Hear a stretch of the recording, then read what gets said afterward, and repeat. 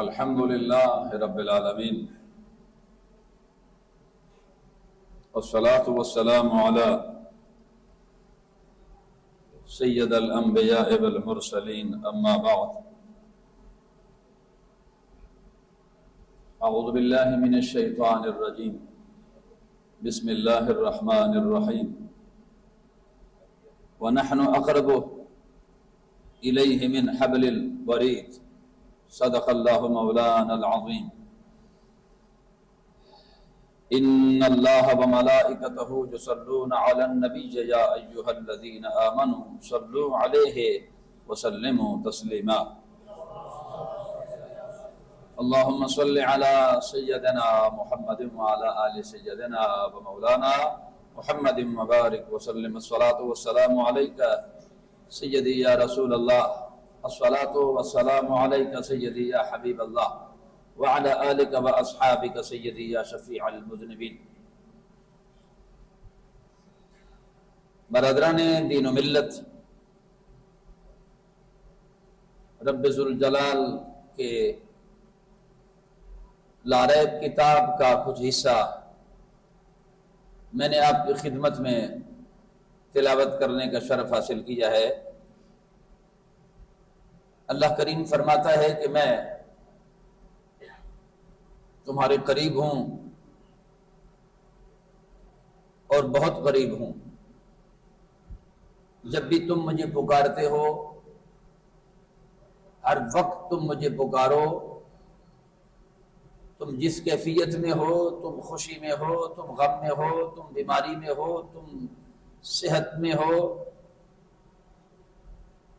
عمر کے کس حصے میں ہو، تمہارا رب قادر ہے، قادر مطلق ہے۔ اللہ کی مدد کی ضرورت تمہیں ہر وقت پڑتی ہے، اور اللہ کی مدد کے بغیر تم کچھ بھی نہیں ہو۔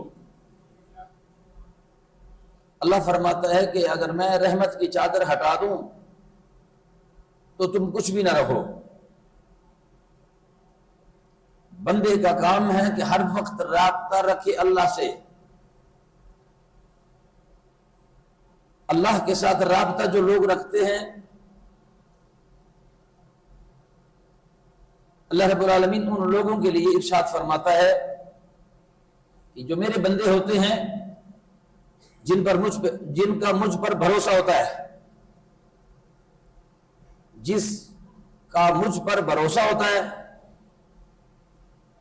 حضرت علی شیر خدا رضی اللہ تعالی عنہ کے خوبصورت فرمان سے میں اپنے گفتگو کا آغاز کرنا چاہتا ہوں۔ آپ فرماتے ہیں، آپ سے کسی نے کہا کہ حضرت آپ کوئی گنر شنر ساتھ رکھے نہ جی، دشمنداری بہت زیادہ ہے اور اسلام بڑی تیزی کے ساتھ پھیل رہا ہے، مگر ساتھ ساتھ کفار بھی جو ہے وہ بھی زوراور ہیں، لہذا آپ کوئی نہ کوئی بندے ساتھ رکھا کریں تاکہ اگر کوئی تمہیں نقصان دینا چاہے تو کم از کم وہ لوگ آپ کی مدد کر سکے۔ تو آپ نے فرمایا، جلیا آپ ابھی تک اسلام کے صحیح طریقے سے اللہ کی وحدانیت کو شاید آپ سمجھ نہ سکے۔ اللہ کے ہوتے ہوئے بندہ ہمیں کیسے نقصان دے سکتا ہے؟ ہمارا تو رب محافظ ہے، ہر وقت رب محافظت کرتا ہے، ہر وقت آپ تو وجود کی بات کرتے ہیں، ہمارے تو ایمان کی حفاظت بھی اللہ کرتا ہے۔ لہذا اللہ کریم مجھے دیکھ رہا ہے، ہر وقت دیکھ رہا ہے، اور اللہ کریم کے حکم کے بغیر پتا بھی درخت کا ہل نہیں سکتا، لہذا ہمارا کام ہے تدبیر کرنا، باقی حفاظت کرنے والی رب کی ذات ہے۔ آپ مجھے یہ مشورہ نہ دیں، بس آپ اور مجھے جو اللہ رب العالمین نے حکم دیا ہے، وَمَا خَلَقْتُ الْجِنَّ وَالْإِنسَ إِلَّا لِيَعْبُدُونَ، اور میں نے نہیں خلق کیا جنوں کو اور انسانوں کو مگر فقط اپنی عبادت کے لیے۔ میرا کام ہے عبادت کرنا، ریاضت کرنا، باقی جو حکمت اور جو تدبیر رب کی ہے تو میں اللہ کی تدبیروں میں جھانک کے نہیں دیکھنا چاہتا۔ جب اللہ کریم مارنا چاہتا ہے تو کوئی بچا نہیں سکتا، اور جب بچاتا ہے تو کوئی مار نہیں سکتا۔ آپ نے فرمایا جو رات قبر میں ہے وہ باہر نہیں ہے، ہمارا اس پر ایمان ہے۔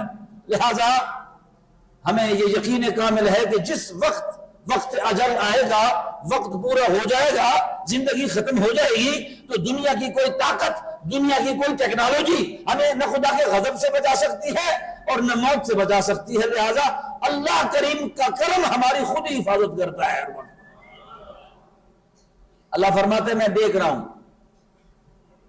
وَنَحْنُ أَقْرَبُ إِلَيْهِ مِنْ حَبْلِ الْوَرِيدِ، میں قریب ہوں اور تمہارے شارک سے بھی زیادہ قریب ہوں. میں اتنا قریب ہوں، جس رنگ میں، جس کیفیت میں جب تم مجھے پکارو گے نا تو مجھے حاضر پاؤ گے.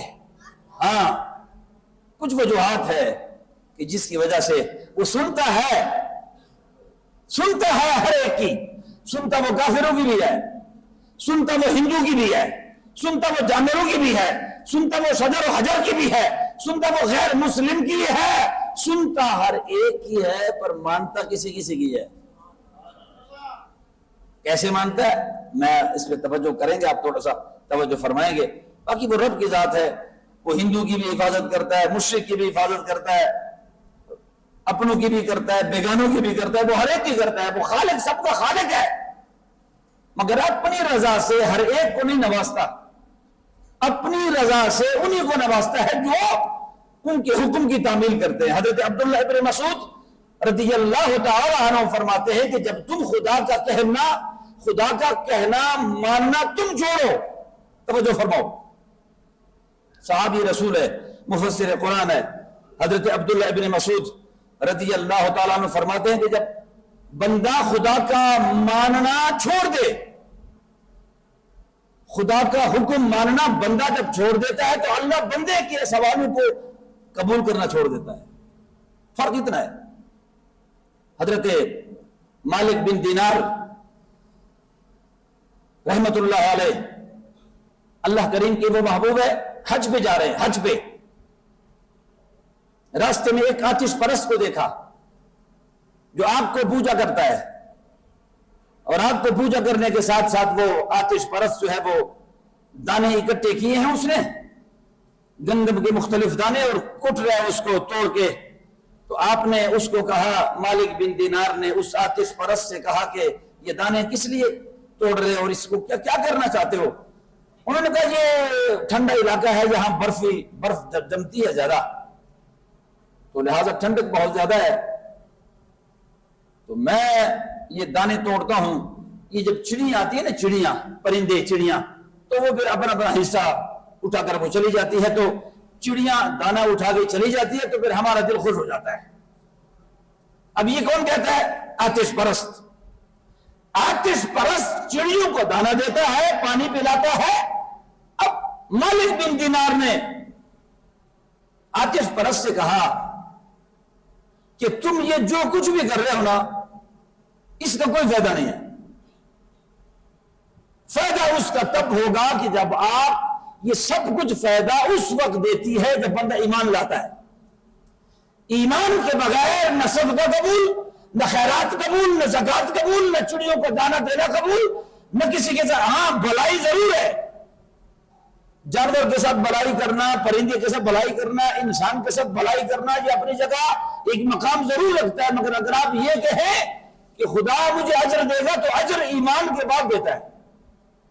ایمان شرط اول ہے.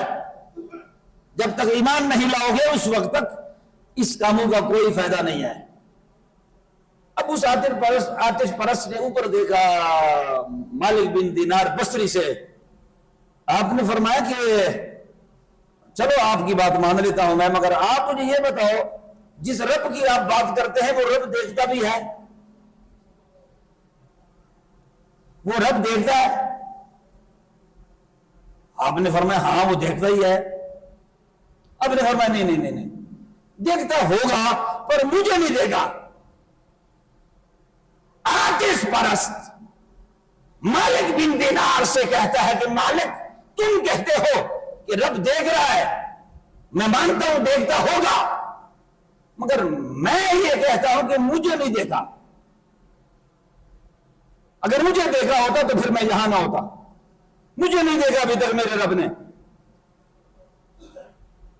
آپ نے ان سے کہا کہ وَنَحْنُ أَقْرَبُ إِلَيْهِ مِنْ حَبْلِ الْوَرِيدِ، اللہ شارک سے زیادہ قریب ہے، وہ تو تمہارے ساتھ ہے ہر وقت. اس نے کہا وہ ساری باتیں اپنی جگہ، یہ علم الیقین ہے، یہ علم الیقین ہے، یہ عین الیقین ہے اور حق الیقین۔ مجھے دکھاؤ کیسے دیکھ رہا ہے؟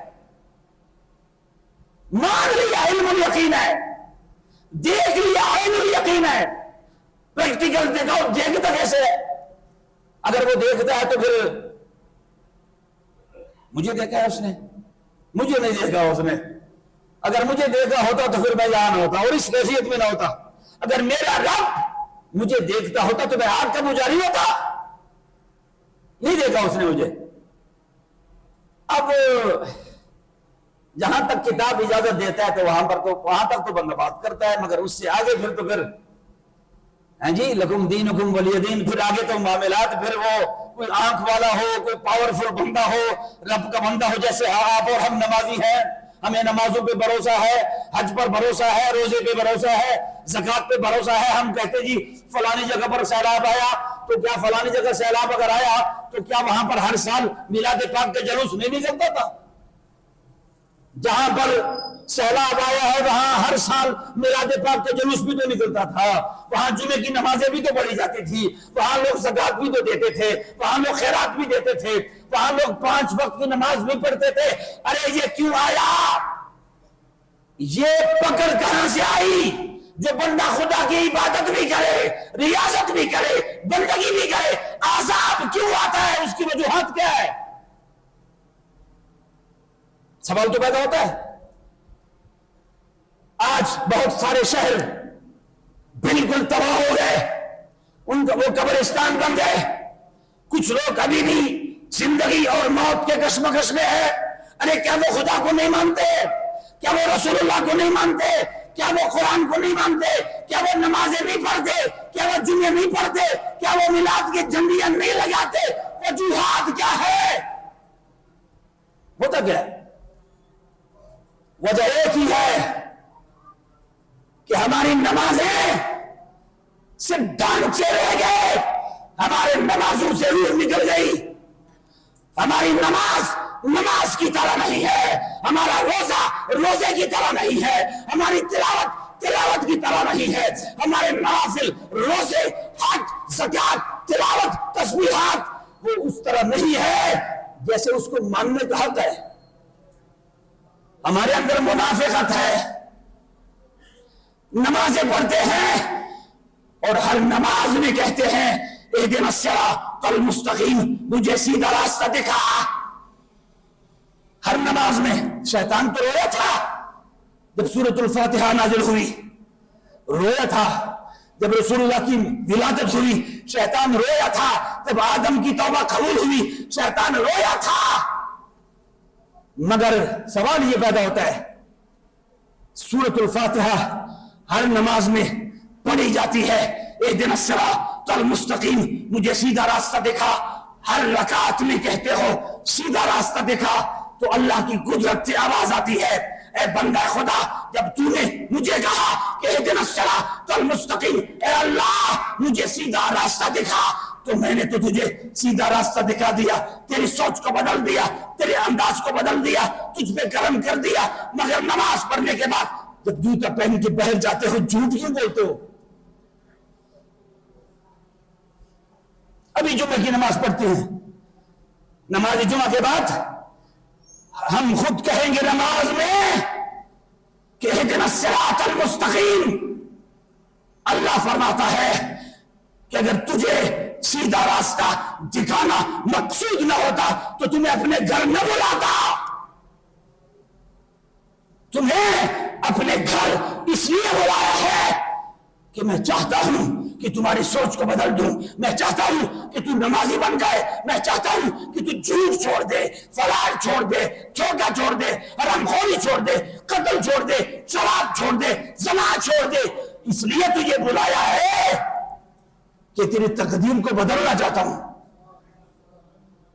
اگر نہ بدلوانا چاہتا ہوتا تو تمہیں اپنے گھر نہ بلاتا، اور جلیا تمہیں بلایا اس لیے ہے معاف کرنا چاہتا ہوں۔ کہہ تو خیر ہے، وہ خود بلند ہے، وہ کسی کے لفظوں کا محتاج نہیں ہے، وہ خود بلند ہے، وہ کسی کے الفاظ کا محتاج نہیں ہے، مگر ہاں ایک بات تو ہے جو اس کا نام لیتا ہے وہ ہے بلند، مگر لینے والا بھی خود بلند ہو ہی جاتا ہے. لہذا گج بچ کے اس کا نام لیا کرو.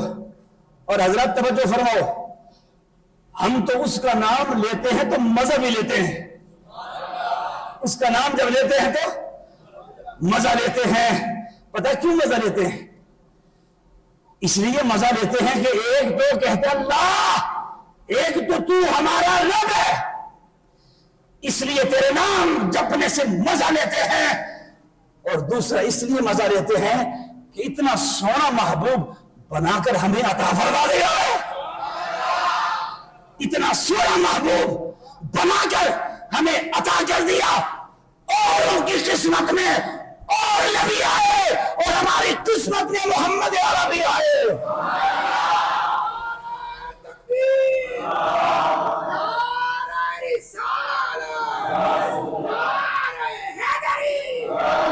آدم بھی نبی تھے، عیسیٰ بھی نبی تھے، ابراہیم بھی نبی تھے، حضرت نوح بھی نبی تھے. 1.25 لاکھ کم بیش انبیاء کرام. ہمیں اللہ نے کسی کے امتی نہیں بنایا، محمد رسول اللہ کے امتی بنایا ہے. توجہ کرو حضرات. ہاں فرق یہ ہے، محسوس نہ کرنا. قول فعل میں تضاد آ گیا. پچھلے جمعے میں نے کہا تھا کہ رسول اللہ کا فرمان مبارک ہے، مجھے اور کوئی ڈر نہیں. امت کا بھروسہ ختم ہو جائے تو اللہ پر. نماز برائی سے روکتی ہے. ارے یا قرآن غلط کہہ رہا ہے؟ حضرات بولو. قرآن کہتا ہے، رسول اللہ کا فرمان ہے کہ نماز برائی سے، یار کہہ دے تاکہ گواہ بن جائے، یہ مسجد گواہ بن جائے، یہ ہوا اور فضا گواہ بن جائے. نماز تو برائی سے روکتی ہے. مگر میں نماز پڑھتا ہوں، تم نماز پڑھتے ہو، برائی سے رک کیوں نہیں رہے؟ نعوذ باللہ. یا تو قول خدا غلط یا رسول اللہ کا فرمان غلط. علیہ باللہ. نہیں بابا، نہ قرآن غلط ہے نہ محمد الرسول اللہ کا فرمان غلط ہے. ہماری نمازیں ہمارے نمازیں صرف ڈھانچے رہ گئے. وہ نماز پاورفل نہیں ہے جو ہمیں برائی سے روکے. وہ روزہ پاورفل نہیں ہے جو ہمیں برائی سے روک لے. میرا سجدہ پاورفل نہیں ہے، میرا قیام پاورفل نہیں ہے، میری عبادت، میری ریاضت، تلاوت، تسبیحات پاورفل نہیں ہے. وہ خود پاورفل ہے مگر میں خود پاورفل نہیں. میرے قول فعل میں تضاد ہے. اسی زبان پر یہ دیکھیے، اسی زبان پر رسول اللہ کا نام بھی لیتا ہوں، اسی زبان پہ شراب بھی پی جاتی ہے. اسی ہونٹوں پر نام محمد بھی پڑھا جاتا ہے. نام محمد جب تک ہونٹ ایک دوسرے کا بوسہ نہیں لیتے، نام محمد ادا نہیں ہوتا. نام محمد اتنا مقدس کہ ہونٹ ایک دوسرے کا بوسہ لے پھر ادا ہوتا ہے. وہ اتنا پاکیزہ نام. اسی جگہ پر حضرت میں سگریٹ بھی پیتا ہوں. وہ ہونٹ جو نام محمد پہ بوسہ لیتے ہیں، اسی ہونٹوں پہ سگریٹ بھی پیا جاتا ہے. اسی زبان میں شراب بھی پی جاتی ہے. اسی زبان پہ جھوٹ بھی بولتا ہوں، اسی زبان پہ فراڈ بھی کرتا ہوں.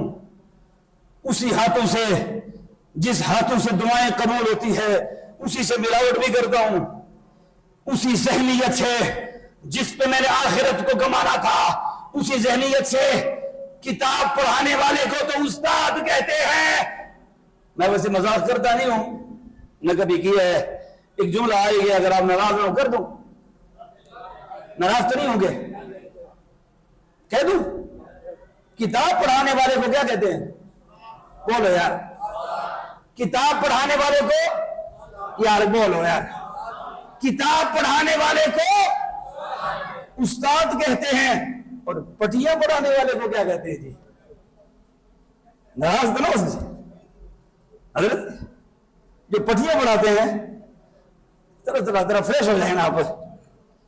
کتاب پڑھانے والے کو استاد کہتے ہیں اور پٹھیاں پڑھانے والے کو غیبت بکواس غلط باتیں اور بندے کی غیر موجودگی میں بندہ موجود ہی نہیں. رسول اللہ کے فرمان مبارک ہے کہ تمہیں پتہ ہے کہ جو بندہ تمہارے پاس موجود نہیں ہوتا اور تم اس کو ہلکے جملوں میں یاد کرتے ہو اس کو غیبت کہتے ہیں. اور غیبت کے بارے میں رسول اللہ نے فرمایا الغیبت اشد من الزنا، کہ غیبت کرنا تو زنا سے بھی برا فعل ہے. تمہیں کیا پتا غیبت کتنا بڑا جرم ہے؟ نمازوں کو پاورفل بناؤ، اہدنا الصراط المستقیم کا مصداق بن جاؤ، پھر جھنڈے اٹھانے کا فائدہ ہے، پھر میلاد پاک کا فائدہ ہے. اپنا قول فعل درست کر. اب یہاں پر کتنے مسلمان بیٹھے ہیں؟ اگر میں ایک کو کھڑا کر دوں 10، کتنے سالوں سے آپ اپنے گھر میں میلاد پاک کا جلسہ کرتے ہو؟ کوئی کہے گا میں الحمدللہ 20 سال سے محفل میلاد کرتا ہوں، کوئی کہے گا میں 30 سال سے محفل میلاد مناتا ہوں، کوئی کہے گا 40 سال سے محفل میلاد مناتا ہوں. مناتے ہوں گے، اللہ قبول فرمائے، مگر مجھے یہ بتایا جائے 40 سال سے میلاد پاک بنانے والے، 30 سال سے میلاد پاک بنانے والے، اگر 40 سال کا میلاد مجھے 5 وقت کا نمازی نہ بنا سکا،